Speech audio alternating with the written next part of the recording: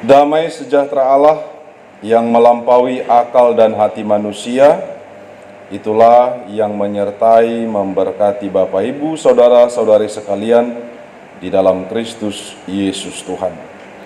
Amin. Bapak Ibu saudara yang dikasihi oleh Tuhan Yesus, pada Minggu Pentakosta ini, firman untuk khotbah pada minggu ini tertulis pada Injil Yohanes pasal 16, dimulai dari ayat 4b sampai ayat yang ke-15. Kita baca secara bergantian atau responsoria. Demikian bunyinya. Hal ini tidak kukatakan kepadamu dari semula, karena selama ini aku masih bersama-sama dengan kamu.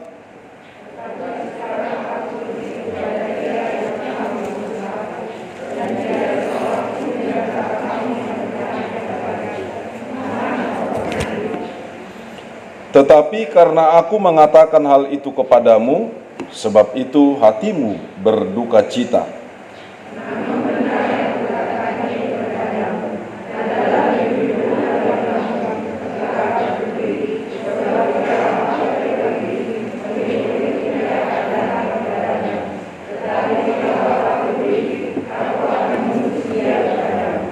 Dan kalau ia datang, ia akan menginsafkan dunia akan dosa, kebenaran dan penghakiman.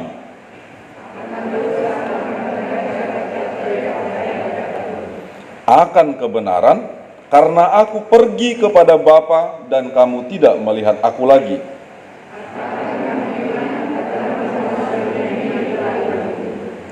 Masih banyak hal yang harus kukatakan kepadamu, tetapi sekarang kamu belum dapat menanggungnya.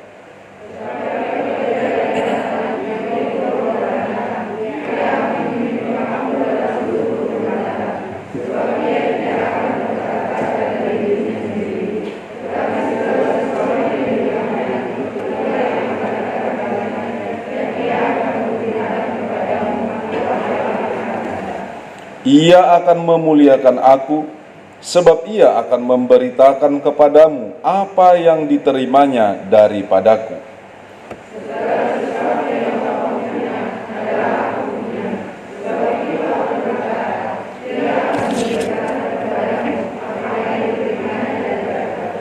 Demikian bunyi natsnya. Shalom. Bapak Ibu saudara-saudara yang dikasihi oleh Tuhan Yesus, minggu ini dinamakan atau disebut dengan Minggu Pentakosta, yang artinya Pentakosta bukanlah hari yang dikatakan seperti hari-hari besar lainnya, sebab ini beranjak dari apa yang sudah dinyatakan oleh Allah sendiri dan direspon oleh bangsa Israel. Sebenarnya Pentakosta itu artinya hari ke-50. Pada masa perjanjian lama, hari ke-50 itu dihitung dari setelah Paskah, ketika umat Israel lepas dari tulah yang akan merenggut anak-anak pertama ya, di tengah-tengah bangsa Israel ketika bangsa Israel masih di Mesir. Ketika tulah itu diberikan oleh Tuhan, tetapi umat Israel itu lepas ketika mereka mengoleskan darah domba di atas pintu mereka masing-masing. Lalu pada masa hari ke-50 itu, bangsa Israel itu bersuka cita. Yerusalem itu ramai pada saat itu. Karena pada saat itu hari ke-50 mereka melaksanakan pesta syukuran. Itu yang mereka buat untuk mengingat berkat Tuhan yang memberkati setiap ladang-ladang mereka. Itu setiap tahun dirayakan oleh umat Israel. Jadi hari ke-50 atau hari Pentakosta itu adalah pesta setelah panen, mensyukuri atas berkat Tuhan bagi kehidupan mereka yang memberkati ladang-ladang mereka. Pada masa perjanjian baru, Pentakosta itu atau hari ke-50 itu, yaitu setelah kebangkitan Yesus. Setelah kebangkitan Yesus, itulah disebut juga Pentakosta. Bapak Ibu Saudara yang dikasihi oleh Tuhan Yesus Kristus, pada hari Pentakosta itu atau pada hari ke-50 itu setelah kebangkitan, murid-murid Yesus yang disuruh Tuhan Yesus untuk tetap dulu, stay dulu di Yerusalem. Mereka tinggal di Yerusalem dan mereka berdoa di rumah Bait suci Allah itu sendiri. Dan pada saat hari ke-50 itu, pada saat Yerusalem itu ramai untuk berpesta, untuk mensyukuri berkat Tuhan atas panen-panen itu, datang dari berbagai daerah, datang dari berbagai suku, bangsa dan agama dan bahasanya. Ya, itu bisa kita baca pada Kisah Para Rasul pasal 2. Nah, lalu pada saat itu Bapak Ibu Saudara yang dikasihi oleh Tuhan Yesus Kristus, disitulah dicurahkan Allah rohnya, yaitu Roh Kudus itu. Pada saat hari ke-50 itu. Jadi, jangan kita anggap hari itu menjadi hari yang suci karena namanya, tidak. Tapi karena maknanya. Kenapa disebut Pentakosta? Lihatlah maknanya. Kenapa disebut hari Minggu atau Mingos, Domingos? Lihatlah maknanya, hari Tuhan. Hari memuliakan Tuhan. Lihat Pentakostanya apa maknanya? Bukan ke-50-nya, tetapi maknanya adalah disitulah Allah menyatakan yang sudah dijanjikannya, yaitu roh penghibur, roh kebenaran. Itulah yang kita sebut sekarang Pentakosta. Bapak Ibu Saudara-saudara yang dikasihi oleh Tuhan Yesus Kristus, apa itu Roh Kudus? Roh Kudus itu kita kenal ketika kita bicara tentang Tritunggal atau Trinitatisan Allah itu sendiri. Roh Kudus itu salah satu pribadi dari 3 pribadi dari Allah yang Tritunggal. Bapa, Anak, dan Roh Kudus. Bapa adalah Anak, Roh Kudus adalah Anak, Roh Kudus adalah Bapa. Roh itu sendiri adalah rohnya Allah, itu baru disebut Roh Kudus. Selain daripada itu bukan Roh Kudus, bisa saja Roh Kudus. Ya. Bapak Ibu Saudara-saudara yang dikasihi oleh Tuhan Yesus Kristus, karena Roh Kudus itu memberikan pembenaran, memberikan menerangkan kebenaran. Kita lihat ketika murid-murid Yesus dipenuhi Roh Kudus, apa yang mereka lakukan? Mereka memberitakan tentang Yesus Kristus.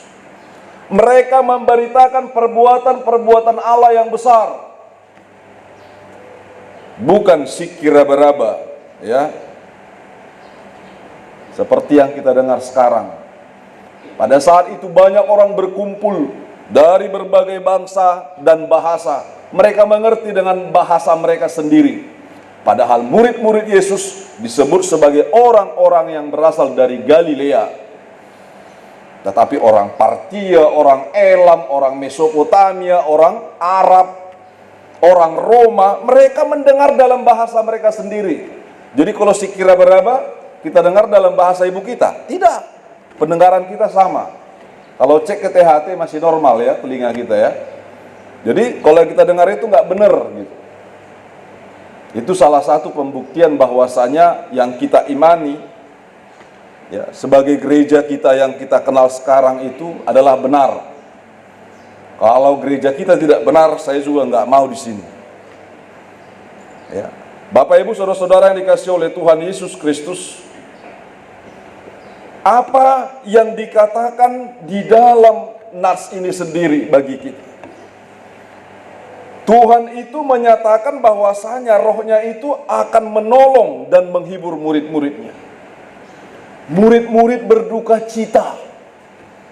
Mereka tidak mau dan mereka sangat-sangat berat untuk berpisah dengan Yesus sebagai guru, sebagai Tuhan pembimbing yang melindungi mereka, yang mengarahkan mereka terus. Nanti ketika dia pulang ke surga, siapa lagi yang bersama-sama dengan kami? Tetapi Yesus mengatakan dengan tegas, lebih baik saya tidak bersama-sama dengan kamu. Lebih baik dia pergi. Sebab ketika dia bersama-sama dengan murid-muridnya terus, maka roh itu tidak diutus. Roh Allah itu tidak diutus. Tetapi ketika dia sudah kembali ke surga, ke tempat kemuliaannya, maka dia akan mengutus rohnya. Karena aneh ya, Yesusnya di situ, Roh Kudus di situ. Ya. Aneh kan? Karena itu satu kesatuan yang tidak bisa dipisahkan. Bapak Ibu saudara-saudara yang dikasih oleh Tuhan Yesus Kristus, ketika manusia berpisah dengan rohnya juga itu aneh. Ya. Sekarang kita mau melihat bahwasanya ketritunggalan Allah itu nyata, bahwasanya dia itu adalah esa dan satu, tapi dia tidak menunjukkan hal itu secara bersama-sama dengan kasat mata atau secara visualisasi. Tetapi dia mau menyatakan bahwasanya dia ada, mau bagaimanapun dia berkuasa. Nah, ketika Yesus sudah berada di tempat kemuliaannya di surga, lalu dia mengutus rohnya, yaitu sebagai penolong dan juga sebagai penghibur. Dikatakan dipakai dalam kata penghibur di sini, parakletos dalam bahasa Yunaninya, yang artinya sebenarnya adalah bahwa dia sebagai penolong. Lebih cocok bahasa Batak ya, todi pangodian ya. Kalau penghibur seolah-olah kurang cocok, tetapi ada terjemahan yang begitu. Roh penolong ya, roh konselor atau pembimbing. Nah, Bapak Ibu saudara-saudara yang dikasih oleh Tuhan Yesus Kristus, ketika rohnya sudah diberikan, maka rohnya itu akan bisa hinggap kepada setiap orang, kepada setiap manusia yang ada. Tetapi ketika Yesus masih berada di atas tanah ini atau di atas bumi ini, mungkin hanya sebagian saja yang bisa bersama-sama dekat dengan dia. Bapak Ibu saudara yang dikasih oleh Tuhan Yesus, karena itulah disebut bahwasanya lebih baik ketika Yesus akan pergi daripada dia terus bersama-sama dengan muridnya. Tetapi nyatanya adalah Yesus itu terus bersama-sama dengan kita ketika Roh Kudus itu sudah dicurahkan kepada kita. Lalu yang berikut, Roh Kudus yang membimbing menuntun murid-muridnya pada kebenaran. Ini bicara tentang kebenaran. Banyak hal yang belum disampaikan oleh Tuhan Yesus, kata Tuhan Yesus, sebelum dia naik ke surga. Tetapi nanti akan diterangkan oleh roh itu. Ketika roh itu sudah diberikan, maka dia akan menyatakan kebenaran-kebenaran itu. Mengapa dikatakan demikian? Padahal Yesus sudah menyampaikan kebenaran itu. Tuhan Allah pada masa perjanjian lama juga sudah menyatakan kebenaran itu melalui pernyataannya, melalui nabi dan juga melalui perbuatan-perbuatan Allah yang besar. Lalu kebenaran itu di mana? Apa yang dikatakan kebenaran itu? Kebenaran itu dikatakan diakousune, yang berarti adalah perbuatan benar, keadilan dan ketentuan Allah. Artinya roh Allah itu membimbing menuntun kita untuk terus berbuat benar, berbuat adil, berbuat sebagaimana ketentuan Allah, status dan hubungannya benar dengan Allah. Bapak Ibu saudara yang dikasih oleh Tuhan Yesus, bukan tidak tahu murid-muridnya tentang kebenaran, tahu. Rabi-rabi Yahudi juga tahu. Tetapi maukah mereka dibimbing kepada kebenaran itu? Maukah mereka dibimbing melakukan kebenaran itu? Itu yang disampaikan pada khotbah ini. Saudara-saudara yang dikasihi oleh Tuhan Yesus Kristus, roh penghibur, roh kebenaran sudah diberikan Allah kepada kita. Lalu bagaimana kita memaknai tentang kehadiran roh di dalam kehidupan kita, yaitu roh Allah itu sendiri. Ada satu cerita tentang satu keluarga yang memiliki 3 orang anak. Kebetulan si bapak ini lagi ulang tahun. Pada saat ulang tahunnya ini, dia akan memberikan hadiah kepada anaknya. Tapi hadiahnya cuma satu, yaitu sepeda. Dan hanya satu. Anaknya ada 3. Lalu si bapak ini mengatakan kepada anak-anaknya, sepeda ini akan kuberikan kepada kalian yang melakukan apa yang aku kehendaki atau aku suruh, dan siapa yang berhasil, dialah yang akan memperolehnya. Ada tantangan yang diberikan. Apa itu? Kata si bapaknya, saya akan menyembunyikan jam tangan saya. Nanti pada waktunya kalian akan mencari, dan siapa yang menemukan, kalian akan menjadi pemenang dan memperoleh hadiahnya, yaitu sepeda. Anaknya yang pertama mencari-cari, singkat ceritanya. Dia cari-cari, balik-balikkan jerami, dia buka lumbung apa segala macam, nggak ketemu juga. Dia kembali kepada bapaknya, kepada ayahnya. Bapak bohong, saya sudah cari kemana-mana, sampai sudah balik-balikkan jerami, tapi tidak ketemu juga dengan jam tangan bapak, katanya. Anak kedua, sampai dia pakai senter, dicari sekeliling rumah, cari di lumbung juga, dicari di mana-mana, juga tidak ketemu. Dia kembali kepada bapaknya, bapak bohong, di tempat gelap sendiri pun aku tidak menemukan. Mereka kocar-kacir, anak pertama dan anak kedua. Lalu si bapak bertanya, mana adik kalian? Mana si nomor 3 begitu ya. Lalu abang-abangnya yang 2 ini menjawab, dia hanya duduk saja di gudang, dia tidak mencari apa-apa. Tapi tiba-tiba si nomor 3 datang kepada bapaknya. Hore, hore, dia bersorak-sorak, bergembira dan bersuka cita. Aku menemukan jam bapak. Di mana? Itu di tangan bapak. Bapak Ibu saudara-saudara yang dikasihi oleh Tuhan Yesus Kristus, apa yang kita peroleh dari makna cerita tersebut? Banyak orang gerasak gerusuk mencari-cari Roh Kudus, tetapi yang ketemu Roh Kudus. Banyak orang berusaha mencari-cari kebenaran, mencari-cari kebenaran itu kemana-kemana, mencari penghiburan, cari di tempat gelap, cari di tempat terang, cari di tempat yang remang-remang, mencari penghiburan. Tapi akhirnya semua kecewa seperti anak yang pertama dan kedua itu. Semua kecewa, nggak ada hasil. Tapi lihatlah anak yang ketiga, apa yang dilakukannya. Dia hanya diam ternyata di lumbung itu. Lalu dia berdoa kepada Tuhan. Dia katakan, Tuhan, aku mau menemukan jam ayahku. Bimbing aku untuk mengetahuinya, agar aku menjadi pemenang, memperoleh hadiahnya. Doa seorang anak kecil yang tulus tapi mulus, ya. Bapak Ibu saudara-saudara yang dikasihi oleh Tuhan Yesus Kristus, itulah doa dia dengan tulus. Akhirnya dia berdiam diri merenungkan dan mendengarkan. Dia berusaha mendengar di mana jam ayahnya itu.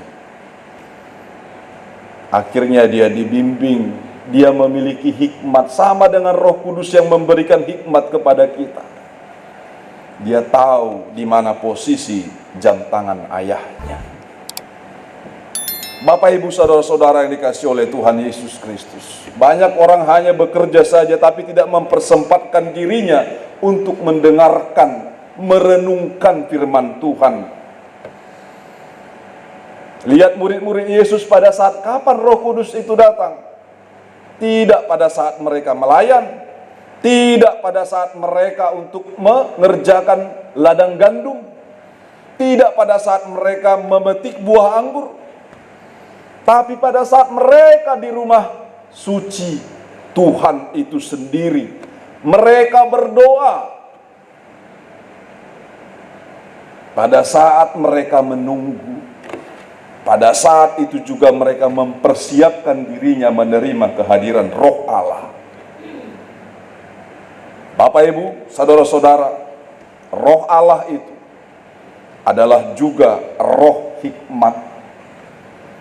Lihatlah bahasa apa yang mereka pakai, dikatakan mereka memakai glosolalia, bahasa roh. Mari di dalam kehidupan kita, ketika kita mau dibimbing oleh Roh Kudus, kita akan terus hidup di dalam penghiburannya, pertolongannya. Saya pikir banyak misteri dalam kehidupan kita ya. Bapak, Ibu, banyak misteri.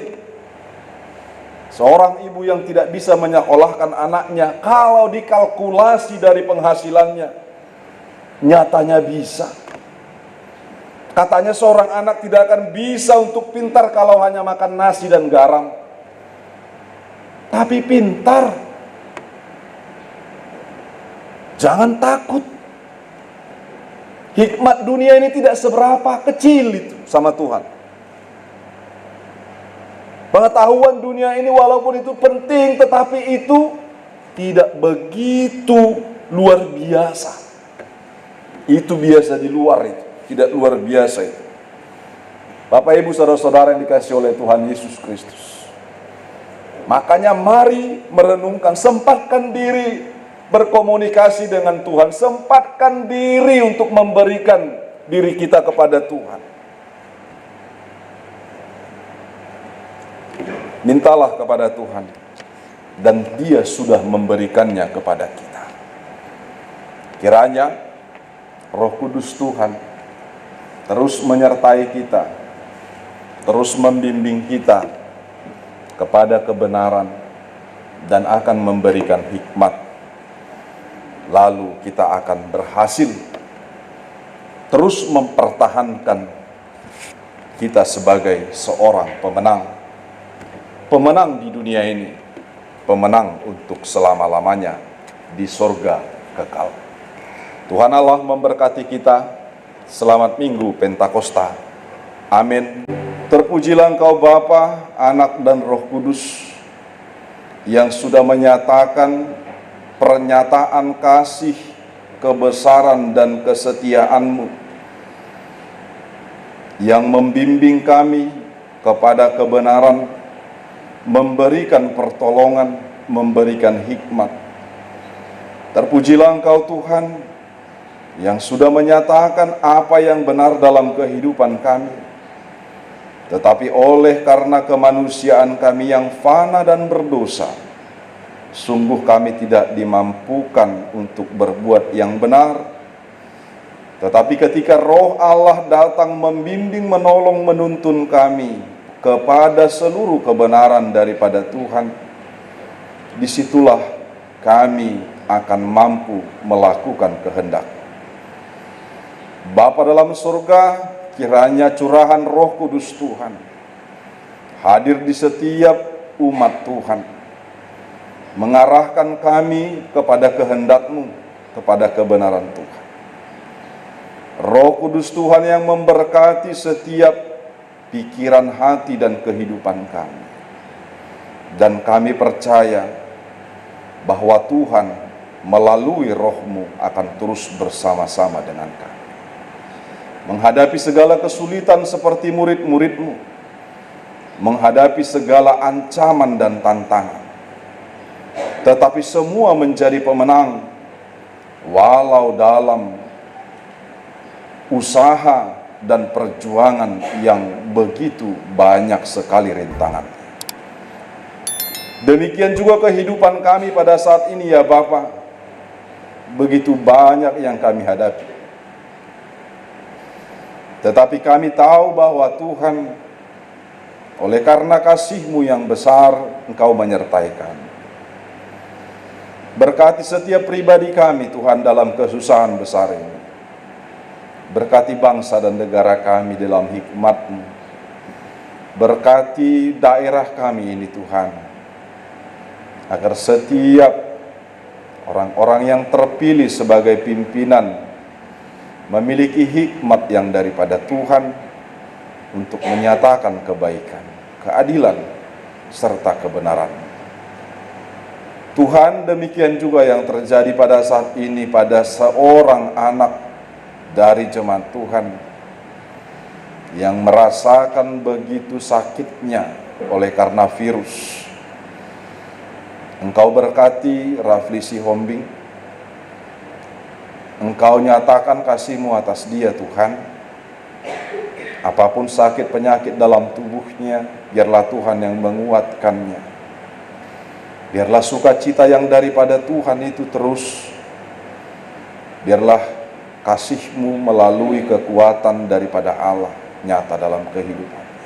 Berkati para medis, agar dalam hikmat-Mu sebagai perpanjangan tangan-Mu Tuhan, memberikan kekuatan kesembuhan. Berkati setiap keluarga, memberikan iman yang tetap teguh, percaya, agar mereka terus bisa memberikan semangat, tetap tersenyum walaupun kami merasakan sakitnya gigitan dari virus tersebut. Tapi kami percaya oleh sukacita, kasih, dan hikmat kuasa Tuhan, Rafli Sihombing akan sembuh dari penyakitnya. Bapa dalam surga, kami serahkan seluruh kehidupan kami, setiap saudara-saudari kami yang merasakan sakit penyakit pada saat ini. Biarlah tangan Tuhan yang terus membimbing dan memberkati. Terimalah kami ya Tuhan, terimalah kami umat-Mu, terimalah doa permohonan kami. Kasihanilah kami ya Bapa, ampunkan kami atas segala dosa dan perbuatan kami yang kotor itu. Di dalam Kristus Yesus kami berdoa. Amin.